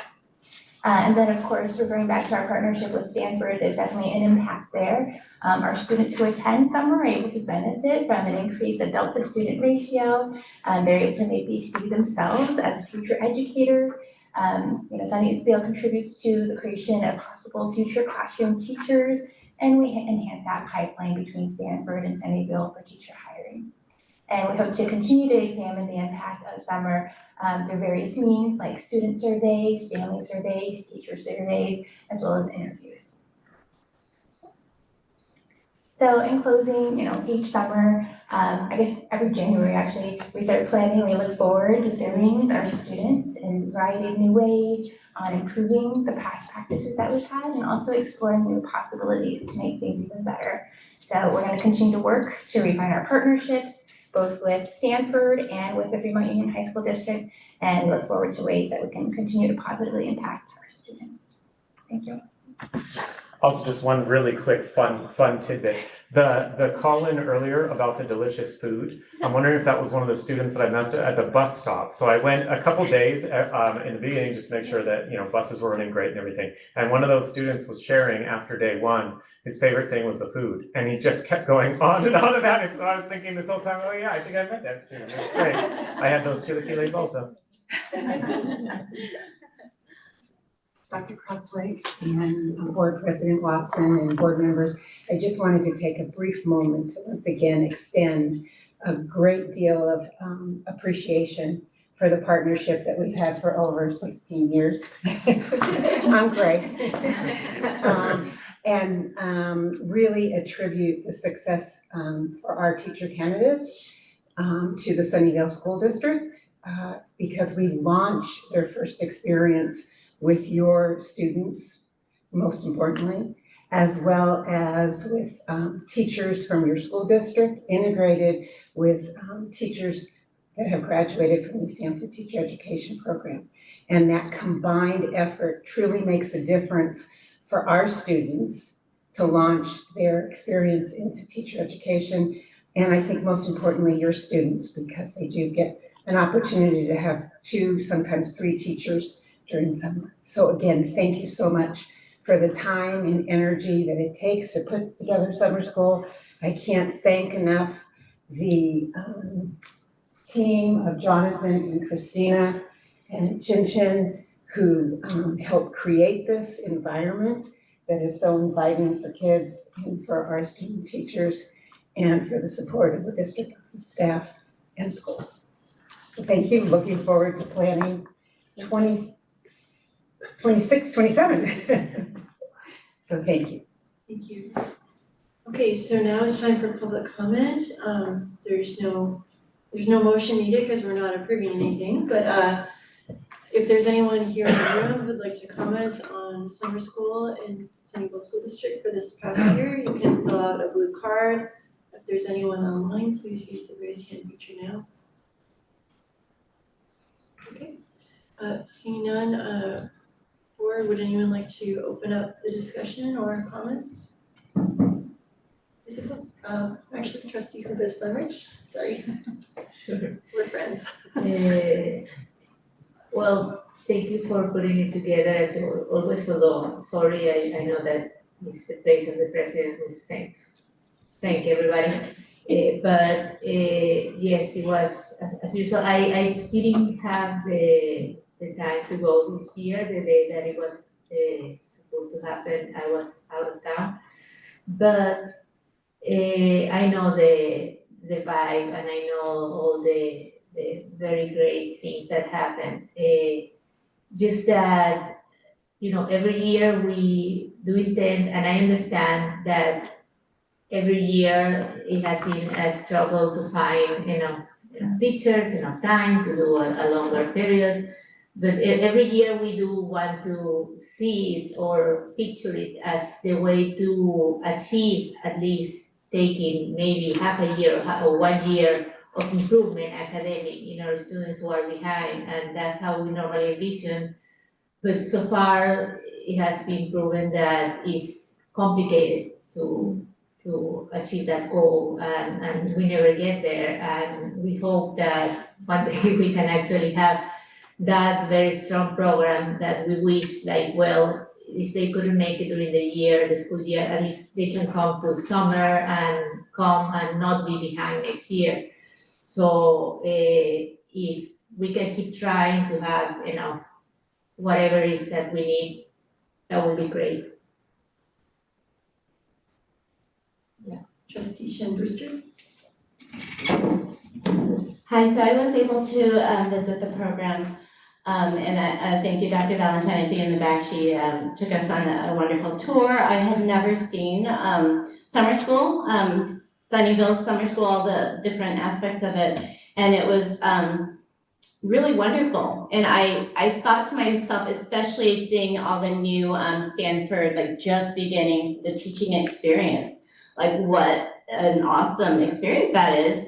Some of their mentor teachers are like professors that were like, you know, like the experts in literacy, for example. And those were the mentor teachers that had, you know, then also like the student, maybe like 3 or 4 student teachers, sometimes in the same room.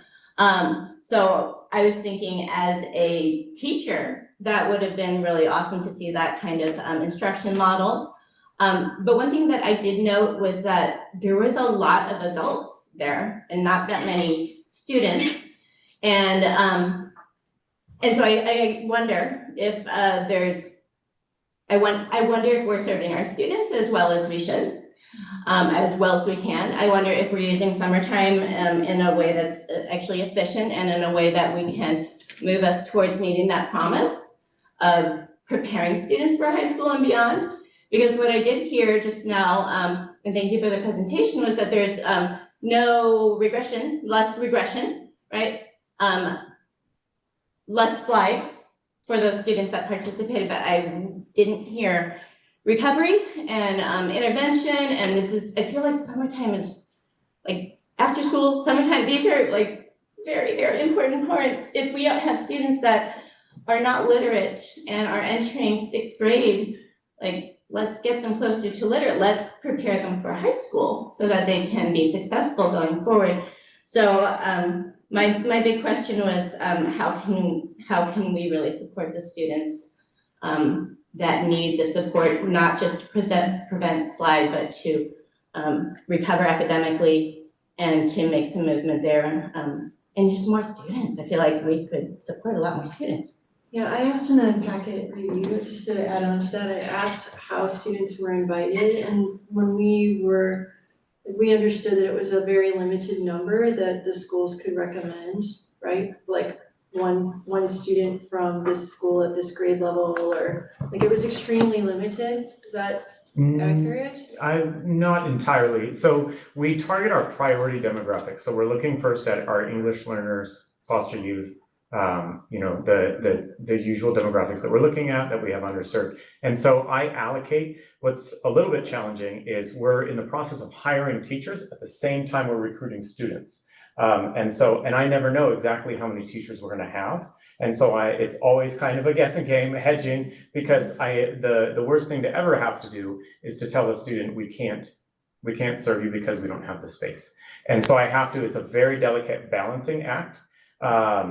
But even within that first week, we're calling families immediately. I mean, we've got all the front office, we've got people here that are starting to call. If we see anyone that's dropped, or anyone that doesn't show up. We're calling those families and then calling anyone else that was on our other priority list that maybe didn't want to come originally. Well, I just want to state, like, for the record, that I really do appreciate that we even had summer school. I know some of our neighboring districts did not have summer school because of budget implications. Like, I think Cupertino Union did not have summer school this year, like, at all. Yeah. So I think I'm very grateful that we had summer school. I'm interested in using the dollars that we spend on summer school. I'm glad that the Stanford program we're contributing to the Stanford program. I know there's students that, we talked last year about how that demographic is changing. There's lots of multilingual, candidates that are coming in, and it's very energizing for them, and it's very supportive to our multilingual students. So I think that's excellent. What I think that we have been talking about as a board has been using that extended time for intentional academic recovery. And so if Stanford really wants to do, or if like the Stanford program is built around a lot of exploration and access to, like the cool science campy stuff that is not less accessible for students with restricted means, then that's great, and we could continue to do that, but let's spend our money and our time impacting the students that we know are far below grade level. And I just wanted to use this as an opportunity to briefly touch on our grading system, and because I think that when we say, well, we don't want the kids in summer school to feel like they're behind, I'm pretty sure that kids who are 3 grade levels behind proficiency, they're aware that they're behind, right? And I think if we offered families a lifeline for their kids and said, hey, our promise, we said as a community, not just the board, but the whole community said, we promise that we will get you ready for high school and beyond. Okay, now it's on us to keep it, right? So we have that, you have the whole summer or 19 days or whatever it is, we have this chunk of time. Let's use that to intentionally work with those kids. And our grading system has a 3 is a 3.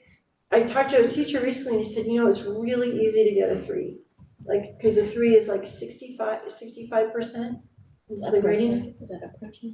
And a 3 means approaching, right? So you're approaching proficiency. 65% is a D. It's not what parents think it is. So parents might be shocked by their CAS scores, and they'll say, but my kid gets 3s. Because in our, we went to high school a long time ago, brains, it's a 4 is an A and a 3 is a B, but a 3 isn't a B. And so then they're oh, my kid tanked on the CAS, but they're actually okay, right? But they're not okay. And the kids feel it when they're in the classroom, right? So I'm interested in us as a board. I'm gonna say it now because apparently saying it other times, I'm just gonna say it right now. I am interested in us looking at our extended time, and I think the board is as well. And and looking at that for academic intervention, as well as all that joy of project-based learning, access to STEM and STEAM and stuff like that, because we have to give those kids and families hope that they're gonna be successful in high school. We have Trustee Carpio Aguilar in the room right now, and I love it that we're working more intentionally with the high school district over the summer program. There's an opportunity for collaboration that our superintendent has brought to your superintendent for us to do that year long in a very meaningful, intentional way. I really hope that email made it through, because they're having email problems up there. But I just really, I think that there are, I appreciate the work and the intention. And I would also, I think we say this every year, I would also really love to see more of our teachers there. So what are the barriers? If the barriers are, oh, it's 2 weeks in, our teachers are already on vacation, or we leave it up to Stanford to do most of the recruiting. Like, what good does it do if we learn all these cool things about, what is it, like restorative justice? Yeah. And all these amazing techniques, and they take it to Florida with them or Texas, you know, like it's great for our kids who are there, but there are just not enough kids in the room, and there's nothing to like carry it forward for the following year, except for like the wonderful people who are like coordinating it, but there just aren't enough of our teachers there. So I guess for me, like I would like to ask the board, like, do we agree that for extended time, like I think we said it sometime last year, but like, do we agree that we want the district to plan for academic recovery for our extended time? Yes. I'm seeing nodding, like, is this? Well, let's say, so I think my two like thoughts related to it is one, as you were talking, like I'm curious, and I don't know if there's research out there, but I'm kind of curious, like what the research is for summertime, right? Because I hear like, I mean, yes, like students are far behind, academic recovery is so important, but there's also the space of if kids hate school, even if you try to drop in recovery, they're not gonna like it. And one of the things that I have like I think kind of what Peggy had said, when you go to summer school, like I remember the first time I went, I think it was like the first year I was on board, I was so jealous. I was like, I want my kid, like if my kids came and did this, they probably would actually like school more because it was so interactive and engaging. So I'm torn on actually what is I mean, like, yes, at the end of the day, the priority is I want the kids academically at grade level. But like, I don't know, we also want the kids to enjoy school. And so I actually don't, I'd be curious if there are spaces, if we know where there's research on kind of best practices, right? Like, is it actually great to just drill them and then they come to school and they're happy and great? Or is it we do these other things? Like, I'm just curious. I just want to clarify, I am not saying I want a summer school of drill. I'm saying that I think that there should be an opportunity for academic recovery in our extended time. So I don't think that that means like, and I think that we've seen some models when we've gone to AEC, we've seen Victor Rios present about doing things where part of your day is some intensive like foundational math tutorials, intensive writing workshops, it's very affirming, where things are very planned towards like building up self-esteem, but like going deep into the work and having things like ropes courses on Fridays or excursions or other things. I'm not saying that it's kill and drill, but to have like, to not offer it, I think that we are neglecting them. We are neglecting our duty to prepare them, because otherwise it's all on the classroom teacher.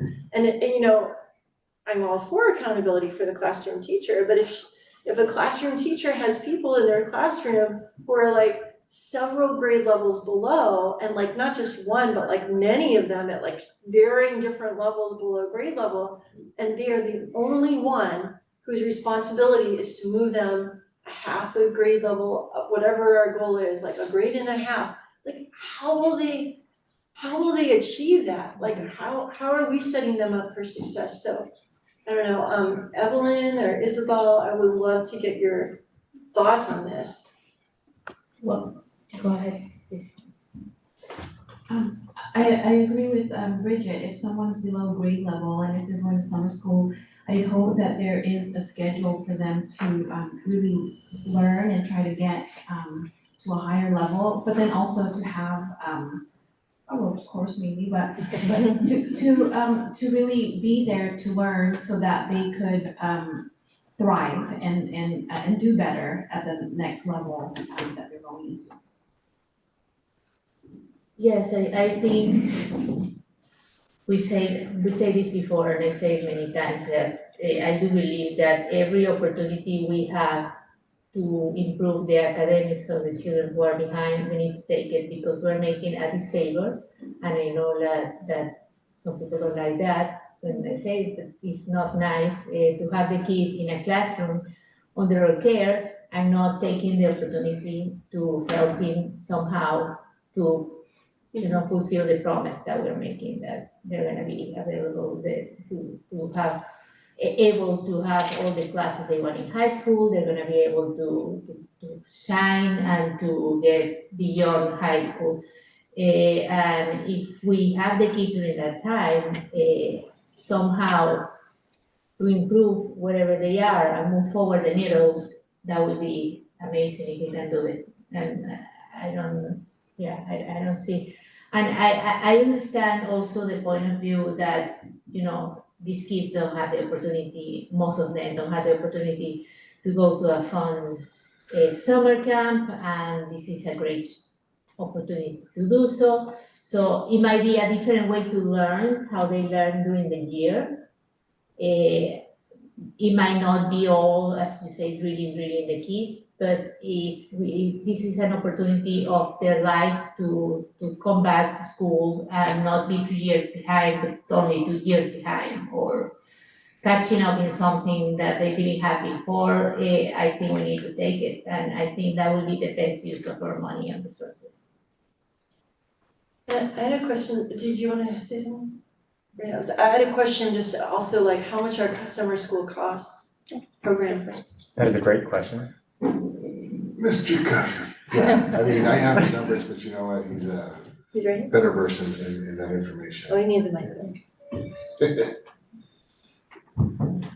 He's ready, he's ready. That is a wonderful question. So I have numbers for you, but unfortunately it is a complex question.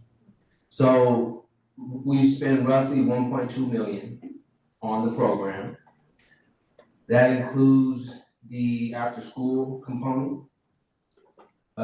What it does not include are some of the cost of the contracted services. What it also does not include is the cost of some of the behavior technicians, the occupational therapists that are 11-month employees. And so it's just part of their annual salary, there's no additional cost. But to accurately depict the cost of the program and all the services, it's a little more involved. So I'll be working on getting a more accurate number, but roughly 1.2 million excluding those things. Well, we have all those things. We have all those things. We have the partners, we have the OTs, we have the behavior specialists. And I just want to state that like the KLAS, the daycare, it is longer, but that's because the school day is so much shorter, right? Like it's a half day, and like that, we've heard before that that's a barrier for people coming. So, so yeah, I'd be really interested in the overall cost and the cost per student. If we're spending $1 million, I think we ought to be spending some of that $1 million on academic support. I don't know, Doctor. And I appreciate the feedback. I think there's ways to do both, right? There's ways that we can get creative, really make sure that we're intensely meeting those needs while making it a fun time, because I think you're right that you want school to be enjoyable. Summer is a time that you can also kind of build that love for school, but at the same time, we can have, rigorous instruction and try to make these gains. I know that some of the things that we have tried over time have come from your direction. So like our newcomer program, I think, a few years ago, we were talking about how can we get some of our newer English learners, how can we build supports to actually be able to integrate them in summer school, a partnership with Fremont. So I definitely hear you around the creative ways of how can we intensify some of the, meeting those student needs in the academic. And I also think like even for the newcomer program, like I'm sort of surprised, like, so I think it's, I don't want to say easier, but it's a little more clear for students with IEP. You can say we ran 400 goals and we succeeded on 95% of them because you're running the goals, right? But like for the newcomers, like where are their goals, and like for our students, like I think those surveys that they did for the high school district are very important, for like, even for us, like I know that we've seen things like, oh, everyone loved the field trip and the kids like this and they like the food. But like, I think it's really important that especially if we start putting academic, goals, like we're running SMART goals for the kids or whatever we're calling them, like, having some measurement of what we're doing, even for the time that we're there. I think that would be really important for us to justify spending $1 million on summer school. I don't know. But and not even just summer school, extended time, Saturday school, whatever. Yeah, may I just say something? I mean, it's great, like to your point, that we were able to offer summer programs, because I know including here, right, the budget challenges are real and they're not necessarily getting better. There is a lot of research, right, in terms of like kids who are in structured programs throughout the year, including summer, Saturday schools, have additional benefits. And if you ask people in education, how many of you have your own kids in summer programs or after school programs or Saturday or ballet or chess or whatever, it's a high percentage. The challenge for us though is looking at the systems that we have in place and how do we balance it out so that there is some academics with enrichment. And sometimes it's just the optics, like instead of calling it summer school, calling it summer camp, right?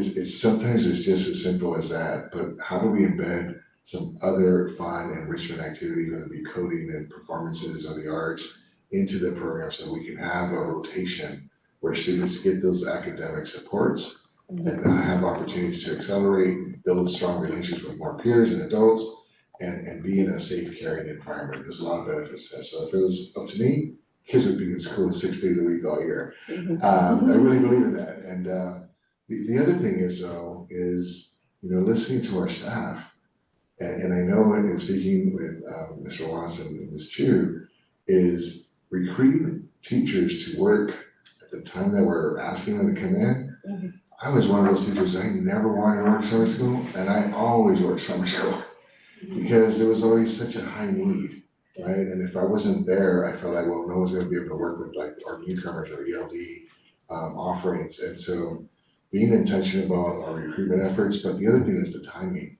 If we're gonna have summer school in the middle of the summer, it makes it more difficult for our staff to plan out.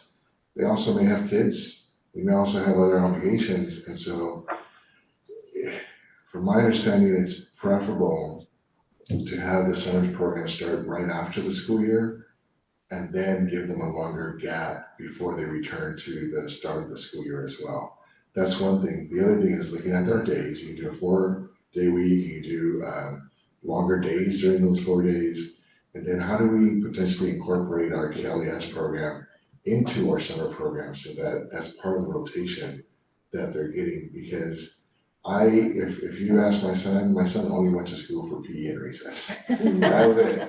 And so being in a classroom all day sitting down is not necessarily gonna be fun for all kids, right? And so it's important for them to be able to get out there and use some of that energy outside of the classroom as well. So there are some things that we can revisit, and I appreciate your thoughtfulness in terms of what else can we do to continue servicing and making an impact for our kids. Good questions.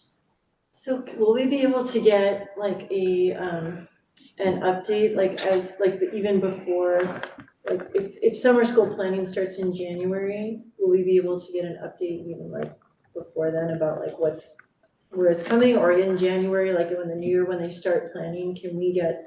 If you're wanting an update before things are finalized. Yeah, well, the opportunity to. Yes, yeah, so we're gonna start working on next year's budget tomorrow, right, Mr. Cuffy? But really, I'm joking a little bit, but we need to start doing those things now, right? And then so that by November through February, let's say, we have a allocated amount that we're going to present to you for your input and feedback as we move forward through the end of the school year, so that by spring break, we have a plan in place that we can present to you and get some feedback as well, so that we can start doing the recruitment and we have dates for teachers to be able to plan out their summers, their work year, whatever they may need to do with their children, whatever Grand Canyon, whatever it is that they want to do as well too. Getting those teachers before the breaks are good, because during the break is when they plan a lot of their next breaks. So we gotta grab them beforehand. Well, in like 2023, like I think Isabel was board president, and I think we talked then, and we were really saying like, hey, what about CTE? What about, career and technical training for like the film industry project?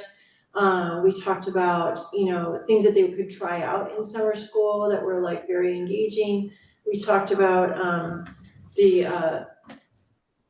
is it Valdez Math, right? Like, and so then the Valdez Math got tried the next year, like it was experimented with, and it wasn't what the district was looking for. It didn't have the results that we were hoping for. But like then this year, like was there any like investigation of like other intensive math workshops or intensive reading workshops, or was it just, we're just gonna do our thing? So we had Bridge to Algebra, which was new. That's and that's that partnership. way, right? It's for our Yes. former students. Yeah, I mean, for our students. Yeah, I mean, we slightly adapted what we were doing in math at the middle school. So we collaborated a little bit more with Jane Chen, who oversees math at the district level. And we also recruited a wider array of students for that. In particular for those students that are going into Math 6-7. We also worked with the Stanford Clinical Associates that were teaching it and that were working with our math teachers to gauge that toward like fractional reasoning. And I think also some decimal work and other areas that they saw were kind of needed for those students that were going to 6th grade. But I hear the feedback about, what other options do we have? What other programs if not Valdez is there? And the last thing was, one thing I saw in summer school was the curriculum that we've been kicking the tires on for ethnic studies, right? And I went in and I talked to this young man who was a Stanford STEP student, and he was saying, well, I said, so how's it going? And he's like, well, this class, he's like, I love this class because this class is basically a class in empathy. And I was like, tell me more, and we just had this conversation, a brief conversation about building empathy. And so I think is there any discussion of bringing that into we've talked a few times before about ethnic studies, talking about embedding it into our social studies curriculum, maybe pieces of what you're doing for the summer with Stanford, or if they have a full curriculum, is there any discussion of bringing that to the school year? Because the students in there were very interested, engaged. Yeah, and I don't wanna defer that question to Mr. Watts, but it's a good point for us to take into consideration for the next year as well. Yeah, I think so. I wasn't involved in those conversations, but I think that is something I know that I've heard has been positive. I think when you've visited multiple years, so we'll definitely talk about that. So along that same line of thinking, I was also wondering what of some of these practices that are over the summer are actually making it into our teaching in the school year. And so I remember distinctly this conversation with, I think Jeffrey Carrillo, one of the directors, and he was talking about how restorative justice or restorative practices are part of the teaching, right? And I just wondered, is that coming back to our district? If those STEP students are eventually hired or do student teaching in our district, are we supporting those concepts, those ideas systemically? And then just seeing such culturally affirming projects and really just so relevant to those students, and knowing that I think it's a false dichotomy to think that drill and kill learning versus enrichment, joy and purpose. Luckily in our promise, it's the joy and purpose so that we can prepare for high school and beyond. And so I really think that there are a lot of opportunities for partnerships in this community. I'd like to just think expansively in how we can serve more students better. And I'm really thrilled, Dr. Crossway, that you are big into partnerships. I think there's a lot of resources in this area, and how can we tap into those? How can we support our students as they are with an affirmative mindset, not deficiency, not you're behind, but how can we support you culturally, understand who you are, embed those really awesome social justice, that was an amazing class. They're making protest signs. That was really awesome. I was I wish I were here. And just to be able to talk to those students about their lives, and the meaning for them. And it was just so personal. And I just felt like that's what education should be, is that personal impact that's meaningful, that is, that prepares them for life. And this whole concept, this empathy learning, this is also preparing for life, right? All this, we call it enrichment, but all these opportunities for different modes of learning, this is preparing us for life. And so I like this idea of expanding on those partnerships that we already have, more articulation or more formal articulation, maybe with the high school. Looking at that KLAS was such a bright spot there. Like, it was so beautiful. I don't even remember the coordinators, Kaleo Yes, was at Kaleo. Elementary in Bridget, That yeah, energy they was are amazing, absolutely and amazing. the kids were so thrilled to be there. I'm like, oh, why is it only 200? You know, like, don't we have this at more campuses? It was just like such great energy and such that buzz and staying in peer connections. It was a great environment, and I think we can do more of that and be impactful. And I'd like to just leave it at that. Thank you. I just wanted, so just the one comment I want to make about the presentation is I was really excited to see, it's been a slow work in progress, but the more connections with the high school district and working more, and then, right, the teachers working together, right? So I was very excited to see that more of that is happening, so thank you. Yes, trustee Griffith. Can I ask about KLAS and two questions? Can you tell me about the wait list and the lottery and how does that work for a child to get into? So during the summer school, that process is different than during the school year. Yeah, so we didn't have a wait list at all during summer. We were able, thankfully, to have enough staff to be able to serve them all. I'm not sure the process during the school year on that. It's a great question, and I know we're getting requests about that as well. And Mr. Cuffey and Mr. Slayton and I, we met yesterday. It was great to try to figure out how we can expand and provide more options. And we are talking to some other potential partners as well to try to maximize the number of students that we can serve. And we're going to try to put something in the Friday at Decorator tomorrow as well regarding that. Thank you. Thank you, Mr. Wilson. All right, thank you. Thank you so much. Okay, so board, before we do a discussion, 3A, discussion on governance, does anyone need a break? A short break? It's pretty much the last item. You good? Okay, just checking. Great, so we're item 3A, discussion on 13A. Oh, sorry, 13A, not 3A. 13A is Good night, thank you. Hi. Discussion on governance, Dr. Crosby. Yeah, so this is just an item that was added for tonight's agenda for your request based on the previous conversation. It's also on for tomorrow's agenda, so it's at your discretion if there are any items that you want to continue from our previous conversations. I'd like to speak specifically about our board assignments, our liaison assignments, and knowing when those meetings are and being able to attend them. Because I think we decided on those long ago, maybe December.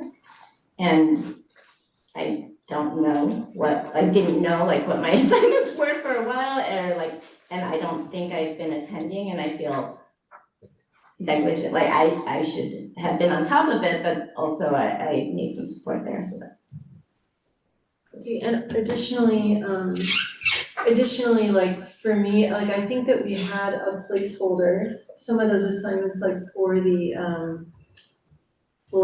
facilities bond committee was a placeholder, like in case Evelyn wanted to join or for Peggy if she could work on her schedule. So like we had talked about, like that bond committee was sort of like one of those spots was gonna be for a new board member. And my schedule has changed, so I know the wellness committee is always like one that's a little bit hard to navigate because it's like at that after school pickup time. So I'm available, I think, to attend that committee, although I don't know what. If that's mine? Yeah. I didn't know if there have been any meetings. I don't know. I don't think there have been meetings yet this year, but I don't know when they are. Yeah, I don't know either. Okay. But I'm We'll glad that find you're finalizing this because I did ask our staff to start making sure that we add any meetings to your calendar and you get those invites as well. But from my understanding, we haven't had any meetings right now based on the committees that you're signed up for. There is a bond committee that I believe you got invites to for tomorrow, but separately, And we've been on those, like, communications, yeah. So when we made those decisions, like who's liaison to what, that was for the calendar year, I believe, right? That was December, that was for all of 2025, and so I understand like maybe for this school year, we don't know if those have begun, but I didn't hear anything about January through August either, so, and that's 2/3 of the year. All right, you will now. Okay, thank you. So if Peggy and I wanna switch for, like if you want me to pick up health and wellness, I can. I wanna do all the things I want to do, like, but I also just need to know when they are. Yeah. Like. And then the next challenge team meeting is gonna be on the 25th. Okay. But I don't know what time yet. So, cause that's through the DPS, that's not through us.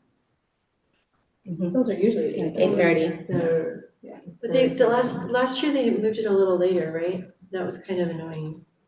Cause it was like early and they would end. Well, they used to be super early, Yeah. but I think it's been 8:30 for a while now. Yeah.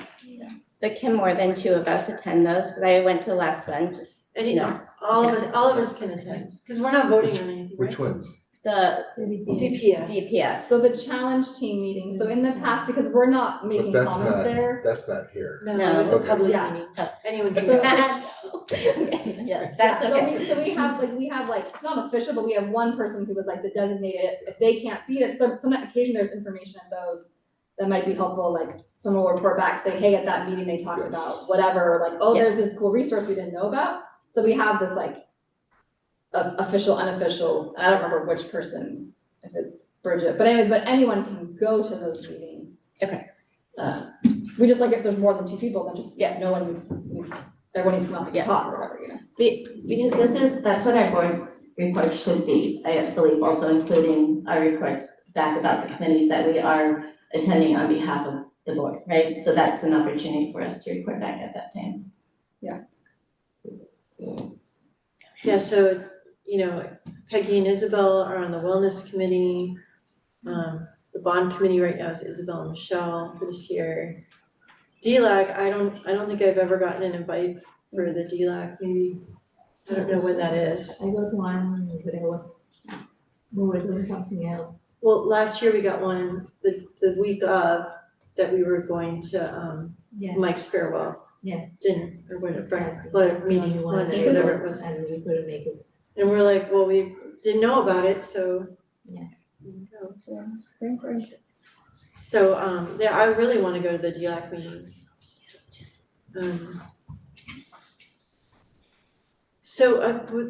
For next calendar year, you were thinking of maybe having you were talking about a committee for construction?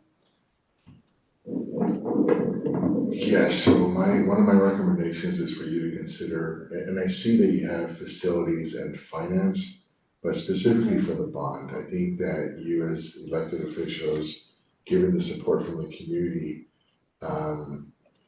it's an opportunity for you to get updates, any major significant concerns or changes you should be aware of, and then separately is the communication back to the community in terms of the progress we've made using those bond dollars as well. I think that's what that one is. That's what that is, that's the bond committee. Okay. Bond oversight committee. Bond oversight. But it's labeled. CBO. Separate from the bond oversight committee though, because that's community members, right, where you are being a little bit more proactive in giving us direction and asking questions that you may be hearing from the community, whereas the bond committee may not necessarily have some of that information.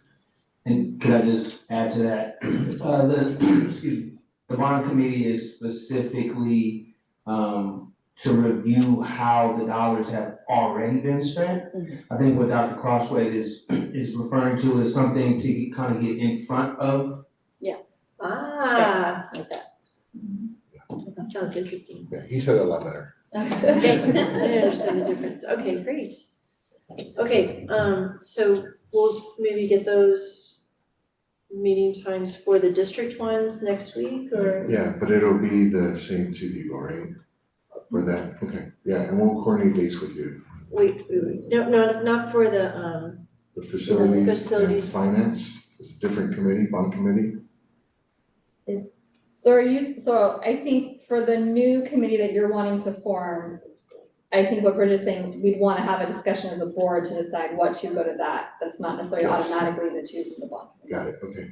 And Is then, that what you're saying, Bridget? yeah, and actually I was really just saying like for our other assignments, will we find out when DLAC is and the health and wellness like in the next week? So, cause our calendars like fill up really fast. Yes, and you're So- all so busy. Yeah. I will work with our team to start giving you like, whether it be quarterly or semester or for the annual upcoming dates for these committee meetings as well, and then make sure we get them out into your calendars as well. Yeah, if this is the committee that's gonna remain as is, right, and then the consideration of a potential bond committee as well. Cause it's only a couple more months, so we might as well just do it, right? Yeah, it seems like keep everything, cause it's literally in like 2 months, we're gonna have the discussion about changes and then we officially change it. Thank you. You start Okay, school, do we and then wanna, you start serving. for any other items, since we're meeting tomorrow, do we wanna have remaining governance items tomorrow? I think there would be things like how the agenda's formatted and things like that, we can just talk about that when it's just us? Yeah. Okay, alright, great. So the next item is actually item 14, which is our future meetings and adjournments. So our next meeting will be tomorrow, September 5th at 9 a.m. Here at the district office. This meeting is adjourned at 8:41 p.m. Thank you. Thank you, Desmond. Thank you.